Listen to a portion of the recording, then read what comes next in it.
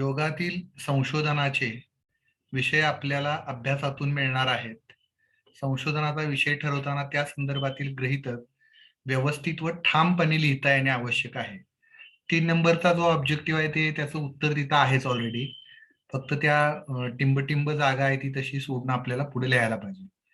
विषयाची व्यापकता जितकी जास्त तितके संशोधन कठीण व विषय जितका मर्यादित तितके संशोधन सोपे व उपयुक्त ठरणार आहे. 5वा आहे संशोधनाचा विषय निश्चित केल्यानंतर प्रत्यक्ष संशोधन करताना त्या विषयाच्या मर्यादा निश्चित केल्या पाहिजेत. गृहीतक हे संशोधन विषयाचे संभाव्य किंवा अपेक्षित उत्तर असते.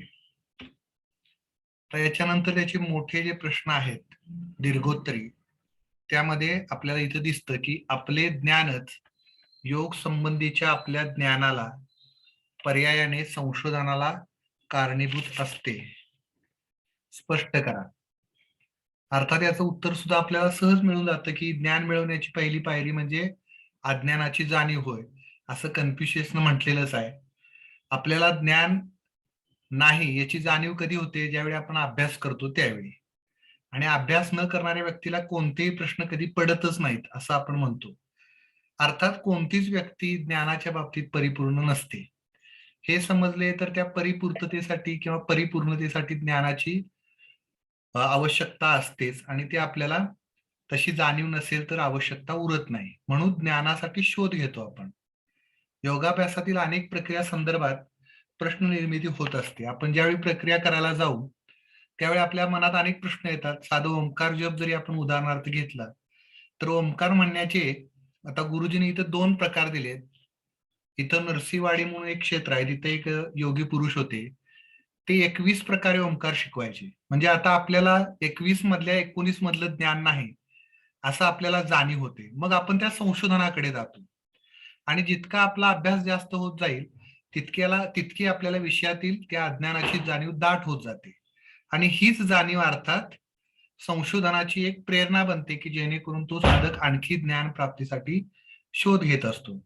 म्हणजेच आपले ज्ञान आपल्याला अज्ञानाची जाणीव करून देते. ही जाणीव आपल्याला संशोधनाकडे नेत असते.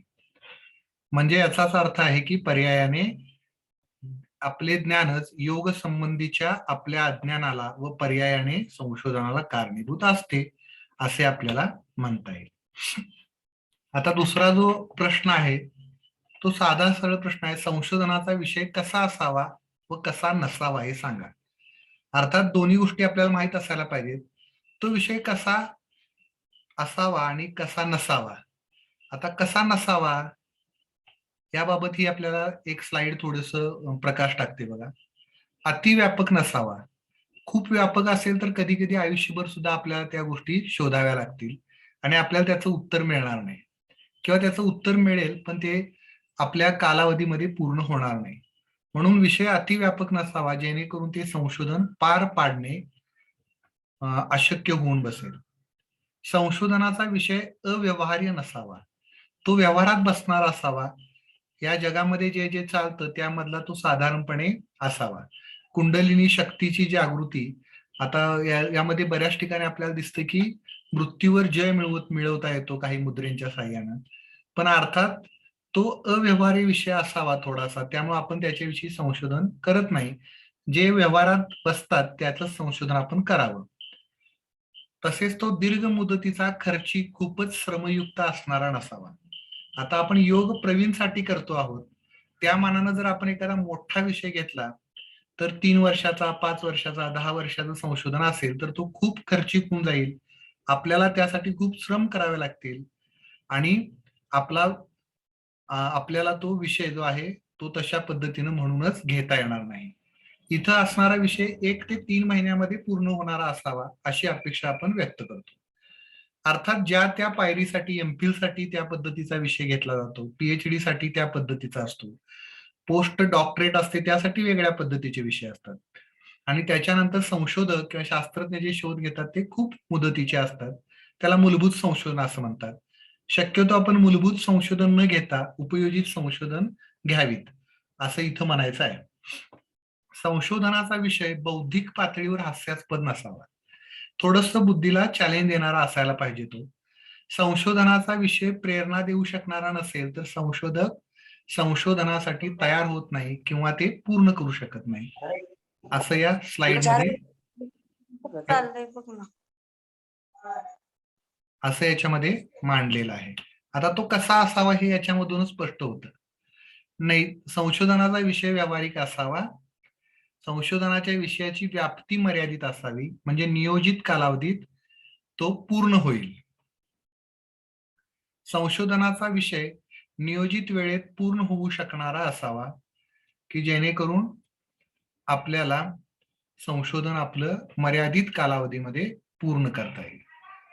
संशोधनाचा विषय नैतिक दृष्ट्या किंवा कायद्याच्या दृष्टीने योग्य असावा. आता प्रत्येक संशोधनाच्या वेळी जसं आता आपण टीव्हीवर वगैरे बघतो की यामध्ये कोणत्याही प्राण्याला हानी पोचलेली नाही, तसंच नैतिक दृष्ट्या आणि कायद्याच्या दृष्टीने योग्य असावा. असे अनेक विषय आहेत की जे आपण घेऊ शकत नाही. नैतिक दृष्ट्या म्हणजे त्याच्यामध्ये संशोधनामध्ये दुसऱ्याच्या संशोधनाचं चौर्यकर्म नसावं, लिहिताना दुसऱ्याची वाक्य आहे तशी वापरली नसावीत, असे त्याला प्लॅगॅरिझम असं म्हणतात. अशा पद्धतीनं जर असेल तर तो अनैतिक विषय आहे असं मानलं जातं. संशोधनाचा विषय आर्थिक दृष्ट्या परवडणारा असावा आणि नैतिक दृष्ट्या कायदेशीर दृष्ट्या सुद्धा तो योग्य असावा.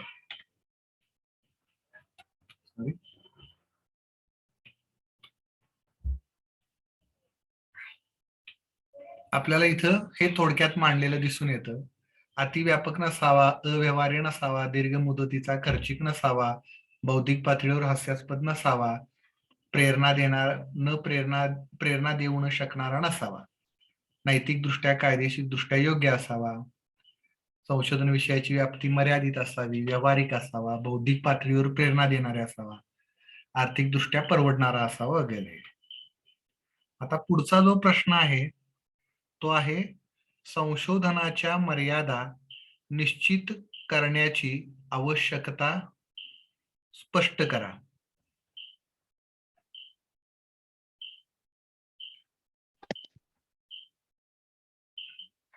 इथं थोडक्यात स्लाइडवरच उत्तर म्हणजे काही पॉइंट्स बुलेट पॉइंट्स जे आहेत म्हणतो आपण ते मांडलेले आहेत बघा.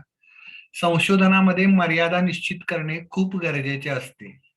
अर्थात मर्यादा नसेल तर आपण काय करणार आहोत हे कळू शकत नाही, त्यामुळे साध्या पद्धतीनं मर्यादा निश्चित करणे गरजेचे असते असं आपण म्हणतो.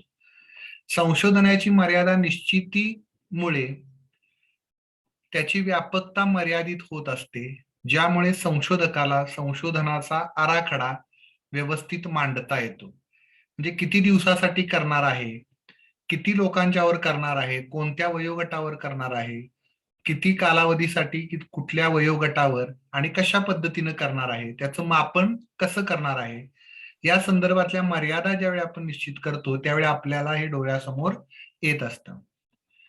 पुढचा आहे संशोधनामध्ये मर्यादा निश्चितीमुळे आर्थिक नियोजन सोपे होते. ज्यावेळी तुम्ही मर्यादा निश्चित करता त्यावेळेला तुम्हाला त्याचा साधारण येणारा खर्च या संदर्भातला अभ्यास करावा लागतो. आता आपलं संशोधन लहान आहे, पण काही मोठ्या संशोधनामध्ये पहिल्यांदा त्याचं आर्थिक नियोजन करणं हे त्याचा विचार करावा लागतो.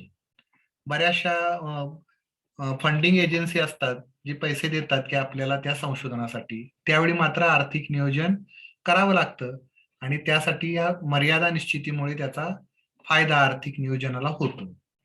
मर्यादा निश्चितीमुळे वेळेचे नियोजन योग्य रीतीने करता येते. जी आपली वेळ असते साधारणपणे त्याचा कालावधीनुसार आपण काय काय करणार आहोत हे आराखड्यामध्ये आपण स्पष्ट करतो.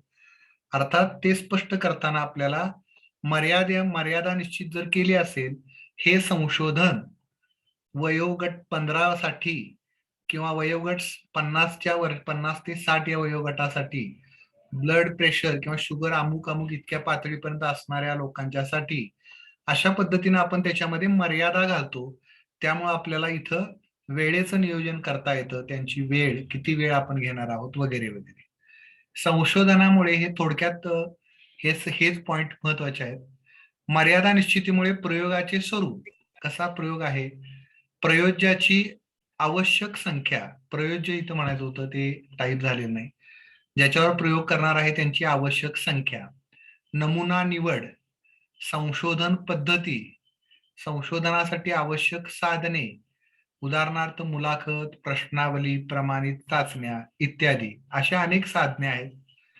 संख्याशास्त्रीय साधने यांची निवड सोपी होते, असं आपल्याला या प्रश्नाचं उत्तर मांडता येईल. आता जो पुढचा प्रश्न आहे तो प्रश्न आहे, गृहीतक हे आपल्या प्रश्नाचे अपेक्षित उत्तर असते, हे स्पष्ट करा म्हटलंय. आता मुळात यासाठी गृहीतक म्हणजे काय हे आपण मागच्या वेळी लिहिलं होतं, त्याच काहीच रिपिटेशन आपल्याला करावं लागेल. संशोधनासाठी तयार केलेले गृहीतक किंवा परिकल्पना या संशोधकाचा अभ्यास, यापूर्वी झालेले संशोधन, संशोधकाचे ज्ञान व अनुभव या 4 गोष्टींच्यावर बऱ्यापैकी आपण गृहीतक तयार करत असतो. संशोधकाचा अभ्यास, यापूर्वी झालेले संशोधन, संशोधकाचे ज्ञान, संशोधकाचे अनुभव याबरोबर या क्षेत्रातील तज्ज्ञांच्या बरोबर मुलाखती, चर्चा अथवा ग्रंथ याच्यातून निर्मित झालेले असते. आपले जे एक्सपर्ट लोक असतात त्यांच्या काही चर्चा आपण ऐकतो, मुलाखती घेतो, त्यांचे काही ग्रंथ वाचतो, त्यामधून आपल्याला हे गृहीतक निर्माण झालेलं दिसतं. गृहीतक म्हणजेच संशोधकाने समस्येसंदर्भात केलेले किंवा योजिलेले संभाव्य उत्तर असते. गृहीतक हे विधान तर्कावर आधारित असते व त्याचा पडताळा घ्यावायचा असतो. संशोधकाने, इथं चुकले थोडस, तयार केलेले किंवा अपेक्षित असलेले परिणाम विचारात घेऊन गृहीतकांची निर्मिती केलेली असते. त्यामुळे गृहीतक किंवा परिकल्पना पडताळणीतून फेटाळले गेले तरीही त्यामुळे आपल्याला ज्ञान प्राप्तच होत असते.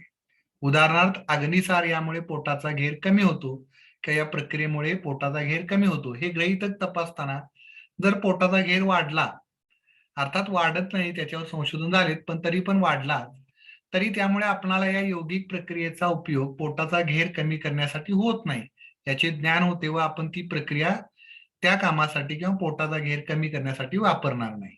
हे प्रयोगाचे निष्कर्ष असले तरी आपल्याला प्रयोगापूर्वीचे एक अपेक्षित उत्तर मांडावेच लागेल. म्हणजे आपल्याला असे म्हणता येईल की गृहीतक हे आपल्या प्रश्नाचे अपेक्षित उत्तर असते किंवा संभाव्य उत्तर असते. हे 4च प्रश्न आहेत यासाठी.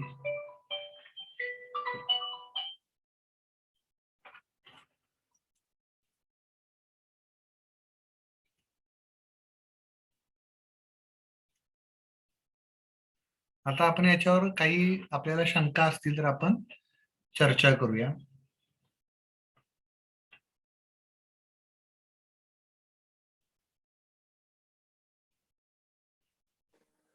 हरिओम सर, मी डॉक्टर रासने बोलते पुण्यावरनं.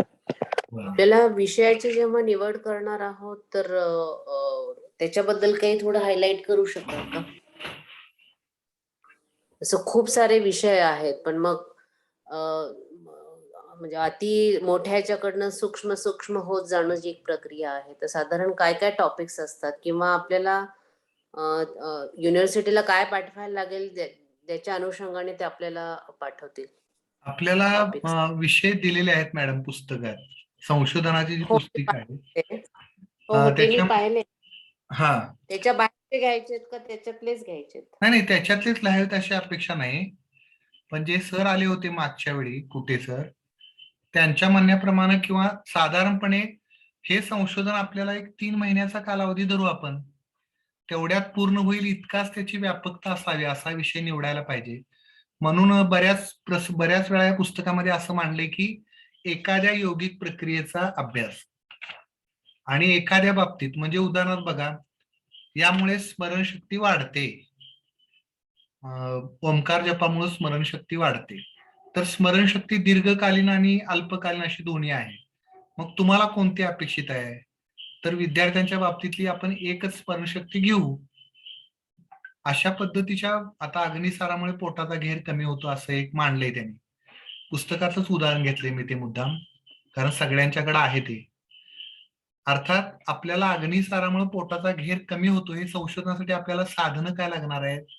तर साधा आपल्याला घेर मोजण्याची जी पट्टी आहे किंवा टेप आहे तो लागेल. आणि अग्निसाराची प्रक्रिया आपल्याला व्यवस्थितपणे त्या लोकांच्याकडून करून घ्यावी लागेल. अर्थात त्याच्यामध्ये पूर्वकर्म आणि पश्चातकर्म या दोन्हींचाही अंतर्भाव करून ती प्रक्रिया आपण घेणं अपेक्षित आहे. आता त्यासाठी 2 गट करायचे आहेत. आता आपल्याला तर हे सगळ्यांना माहितच आहे की 2 गट एक प्रयोग जर असेल, आता हा एक्सपेरिमेंटल म्हणण्यापेक्षा क्वासी एक्सपेरिमेंटल आहे, प्रायोगिक पद्धत म्हणतात. कारण ही काय तशी प्रयोग म्हणता येणार नाही, कारण प्रयोगामध्ये बहुतांशी किंवा बऱ्याच अंशी सगळी चलं नियंत्रित करावी लागतात आणि बाह्य चलं किंवा जी लुडबुड करणारी मध्ये चलं आहेत इतर, कारण तो तुमच्याकडं जो साधक आहे, वर्ग आहे, तो 1 तासासाठी किंवा अर्ध्या तासासाठी असणार आहे. तो बाकीच्या 24 तासामध्ये 23 तास त्याच्यानुसार सगळं करतो. त्याच्या नियंत्रित न करता येणारी चलं आहे, त्याचा आहार, त्याचा विहार, त्याचा बाकीचा त्याचा व्यवसाय वगैरेचा सुद्धा परिणाम होतो, त्याची संगत, ही चलं आपण नाही नियंत्रित करू शकत.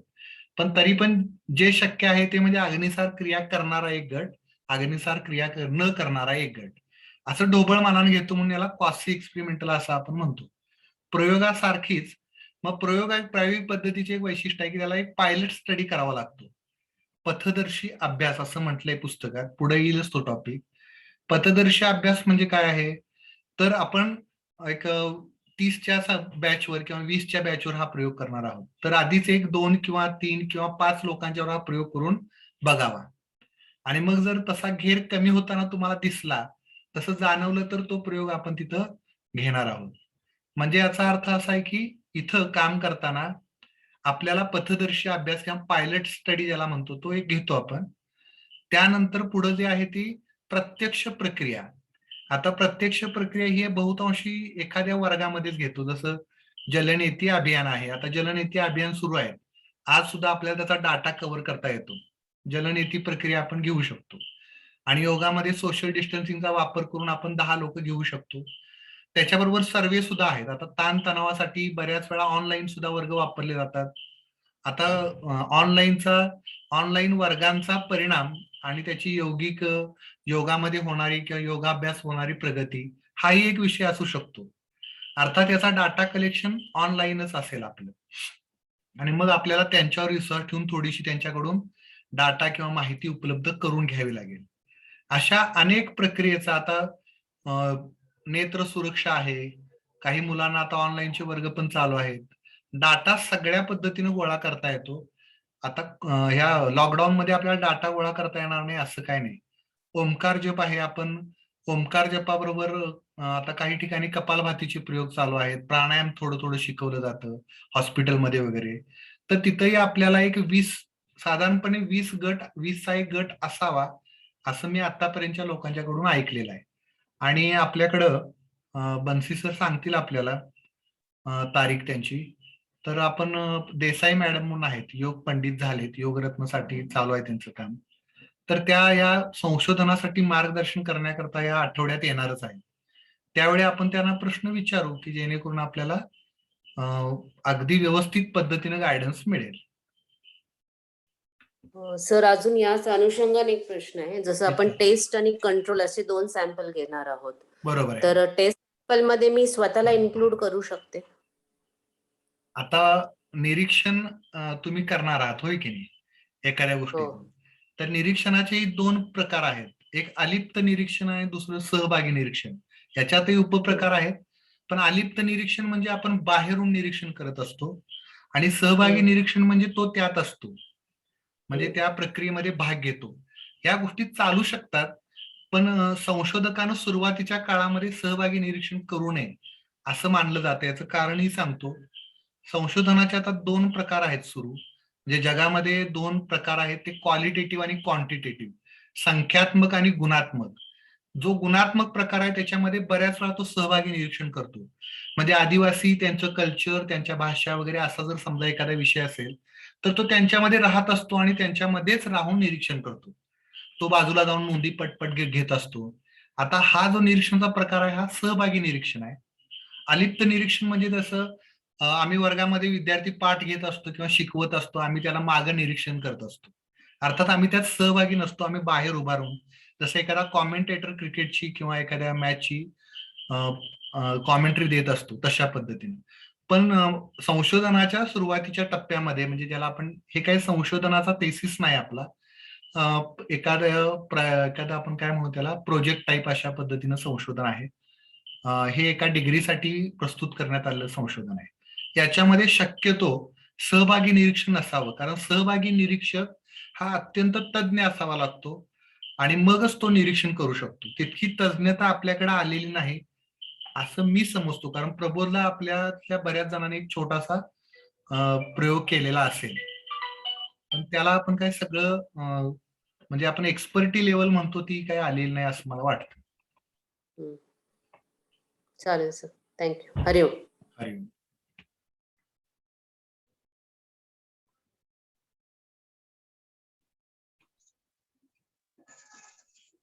हॅलो. हा बोला. हा राहुल सर, ते जे आपण आता लिहिणार ना सबमिशन करण्यासाठी, ते पाठपोट लिहायचंय की नाही लिहिलं तरी चालतं? खरं म्हणजे ते पाठपुट लिहायला पाहिजे. तुमचा प्रश्न बरोबर आहे. सगळ्याच विद्यापीठाने अगदी पीएचडीचे थेसिस सुद्धा पाठपुट लिहायला सांगितलेले आहे सध्या, म्हणजे पुणे युनिव्हर्सिटीनं सुद्धा. कारण जी पानं वेस्टेज होतात ती झाडांच्या पासून तयार होतात आणि पर्यावरणीय दृष्ट्या ते तसं हानिकारकच आहे. पण आता जर तुम्ही बघितलं तर त्याचा प्रॅक्टिकल व्ह्यू असा आहे की दोन्ही बाजूला लिहिलं तर बऱ्याच वेळा कागद जर पातळ असेल तर किंवा आपली शाई गडद असेल तर अगदी ते दाट दिसतं. उदाहरणार्थ बघा, आता हे मी लिहिलंय, याच्या जर मागं जर आपण लिहिलं, हे असं लिहिलंय, आता हे डार्क आहे, हे एकाच बाजूला लिहिलंय बघा. त्याच्या मागच्या बाजूला असं जर तुम्ही बघितलं तर दिसतं की नाही. त्याच्या मागं जर मी लिहिलं तर ते मात्र काय होईल की व्यवस्थित लिहिलं जाणार नाही असं मला वाटतं. हे मी प्रबोधच्या वेळा विचारलं होतं, तर आमच्या इथं असाच संदेश देण्यात आला की हे व्यवस्थित दिसायला पाहिजे, असाइनमेंट आहे. आणि आपण म्हणतो जो तेजोवलय प्रभाव तो इफेक्ट राहतोच नाही का शेवटी. मग कन्क्लुजन काय लिहायचं की नाही? लिहू नये असं माझं कन्क्लुजन आहे. ज्यावेळी तुम्ही टायपिंग कराल ना, म्हणजे आपला जो पुढचा कदाचित पंडितचा वगैरे थेसिस असेल, टायपिंग केलं तर मात्र व्यवस्थित मागच्या पानावर सुद्धा आपण टाईप होतंय आणि व्यवस्थित ते दिसतं, जसं आपलं पुस्तक असतं तसं. किंवा मग जाड कागद वापरून आपण लिहू शकतो. आणि हे प्रोजेक्ट पेपर मॅडम जाड नाही आहेत. मी हे राजधानीचे पेपर आणले. आता हा एक ब्रँडच आहे बऱ्यापैकी असं तो दुकान. 200 लॉंग बुक मध्ये लिहिलं तर बेटर आहे ना, म्हणजे पाठपोट नाही लिहिलं तरी ते कंटिन्युटी मध्ये दिसतं, पण जे असे वेगवेगळे पेपर घेतलंय ना तर ते जरा असं वेगळंच दिसतं. नाही, तो प्रॉब्लेम काय झाला, कुठे सरांना आम्ही ते विचारलं मॅडम, ते काय म्हणाले की वह्या घातल्या असतील तर ठीकच आहे, पण तुम्हाला एक 200 पेजेस वही किंवा 100 पेजेस वही पाठवून द्यावी लागेल. बरोबर आहे. बरोबर. अर्थात त्यातली 20 पानं भरली असली तरी तुम्हाला 80 पानं तशीच पाठवून द्यावी लागतील आणि पुन्हा त्याच्यात दुरुस्ती आली तर पुन्हा दुरुस्त करून पाठवून द्यावं लागेल. जी पानं बरीच राहतात, आता हे मी तुम्हाला माझ्या अनुभवावरून सांगतो, आमचे विद्यार्थी ज्या वह्या सबमिट करतात मॅडम, त्यातली निम्मी अर्धी पाने शेवटची कोरीच असतात आणि अक्षरशः ती आम्हाला डॉक्युमेंट असल्यामुळे पेटवून टाकावे लागतात, कारण ते असाइनमेंट म्हणून आम्ही घेतो. आपले डॉक्युमेंट कुठेही रद्दीत जाऊ नयेत किंवा त्याचा गैरवापर होऊ नये यासाठी विद्यापीठाला पण तसंच करावं लागेल. त्याऐवजी आपण जर पेपर वापरले तर तेवढेच पेपर खर्च होतील. म्हणजे फक्त पैशासाठी हा विषय नाही, पण त्याच्या सिक्युरिटीसाठी ते बरं आहे. आणि जर आपल्याला दुरुस्ती असेल तर आता मधलं पान समजा दुरुस्त केलं असेल तर तुम्हाला मधलं पान वहीत कसं टाकणार? बरोबर. हा फायदा तिथे आहे म्हणा. हा फायदा आहे. आणि दुरुस्ती, आता काही जणांची दुरुस्ती येत नाही पण काही जणांची येते, त्यावेळी ही अडचण निर्माण होते. आपण विद्यार्थी आहोत त्यामुळे आपण दुरुस्तीसाठी तयार राहिलं पाहिजे आणि संशोधकांना तरी 4-5 वेळा दुरुस्तीसाठी तयार राहायलाच पाहिजे. होय ना. ठीक आहे. मग A4 साईज बेटर आहे की फुल स्केप पेपर बेटर आहे? आता ते नाना कुठे सरांना आपण विचारलं त्यावेळी ते म्हणाले की A4 करा, कारण मोठे पेपर असतात ना ते डॉक्युमेंट पाठवताना वगैरे त्याचे जे ताव आहेत की नाही, आता त्याचे जे एनव्हलप आहेत त्यामध्ये हे पेपर अगदी आरामात बसतात. तुम्ही मोठं लॉंग बुक घेतलं ना की ते मोडण्याची वगैरे शक्यता असते त्या पार्सलिंग मध्ये, बऱ्याच वेळा ते खराब होतं असं त्यांचं मत होतं. स्टेपल केलेलं ते आता हे प्राणायामचं घेतलंय ना आपण कोल्हापूरवाल्यांनी पहिल्यांदा, त्यामुळे ते जरा मोठंच होणार आहे प्राणायामचं, त्यामुळे ते फोल्ड करायला खूपच मोठं आहे. हो चालेल. थँक्यू. मला खूप म्हणजे माझं लिहून झालं थोडं, आणि कोणीतरी मला असं सांगितलं, म्हणजे माझ्या कानावर आला, तर मला परत सगळं लिहावं लागलं. म्हणून काय करतोय हरिओम आपण, मॅडम. या ग्रुपमध्ये बऱ्याच प्राणायाम तज्ञ लोकांची व्याख्यान आपण आयोजित करतच आहोत. हो, बोला हो. जाधव मॅडम. हा, प्राणायामचा 5व्या लेसनवर क्वेश्चन आन्सर्स नाहीयेत का? 5व्या नाही येत. हो बरोबर प्राणायामचा आहे. 5वा लेसन आहे आसनांचा, तर त्याच्यावर क्वेश्चन आन्सर्स नाहीयेत का? प्राणायामचं काही मी नाहीयेत. पाहिलं नाही, पण रुपाली मॅडमनी बघितले हा, वाटतं. नाही. होय ताई, नाही त्याच्यावर. ते ध्यानात्मक आसनं फक्त दिलेली आहेत आपल्याला. त्याच्यावर मग क्वेश्चन त्याचं काहीच लिहायचं नाही आपण याचा अर्थ. नाही येत त्याच्यावर प्रश्न. बरोबर. चालतंय, ओके. मी पण घेतलाय प्राणायाम लिहायला. हे झालंय संशोधन, पण हे सरांनी खूप छान लिहितात स्वतःच्या मनानं. एवढं नाही मला लिहिता येत. पुस्तकातलं जसं असतं त्याच भाषेत मी लिहिते आन्सर्स.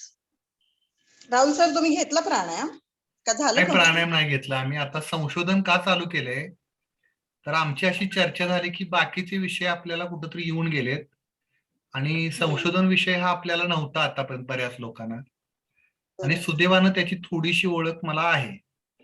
म्हणून म्हटलं आपण त्याच्यावर चर्चा करू. जे आपल्याला येते ते सगळ्यांनी सांगायचंच आहे. प्राणायाम आता तुम्हाला चांगला येतोय, तुम्ही प्राणायाम घ्या त्यावेळी, आम्ही त्यावेळी श्रोते असू.